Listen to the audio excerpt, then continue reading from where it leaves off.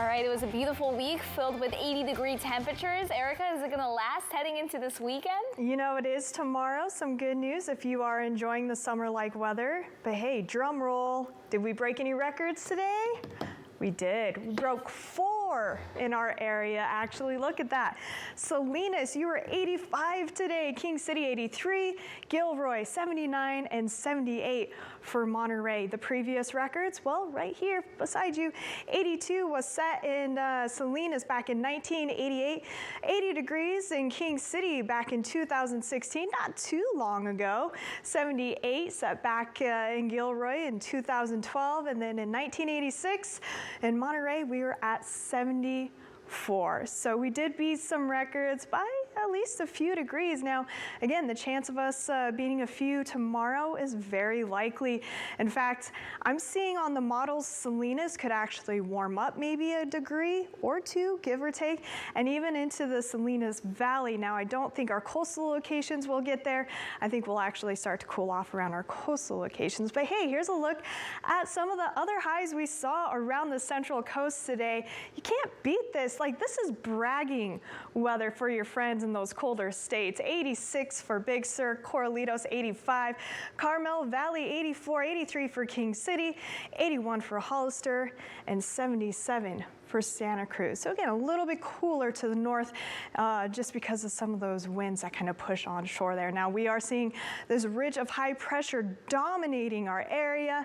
It has been in place for the last few days. It's going to remain in place at least until tomorrow. But then as you see, it does start to weaken a bit on Sunday. So our temperatures will start to ever so slowly decline a bit. So we will start to see the cool down start on Sunday.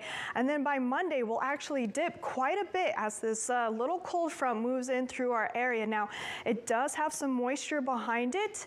Do I think we're going to see any around our area? The chances are very, very low. And a big if we do see any, it is going to be anywhere between a trace of very, very low amounts. So not much dent as far as those rainfall totals that we do need. And then right behind that cold front, well, that trough is going to continue to dig down into the south. And that means some very cool temperatures on Tuesday. So major cool down on Monday, even more so on Tuesday. So my advice is just enjoy the weekend because we're looking at more 70s, upper 70s and 80s, 77 for Santa Cruz. We're going to be near that 80-degree mark in the Santa Cruz Mountains.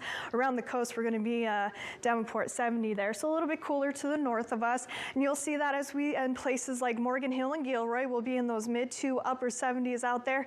80 for Gilroy, 83 for Salinas, tomorrow 77 for Hollister.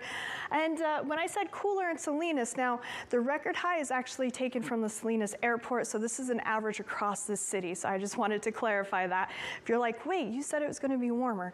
Averages, it kind of depends on where we take from the sites.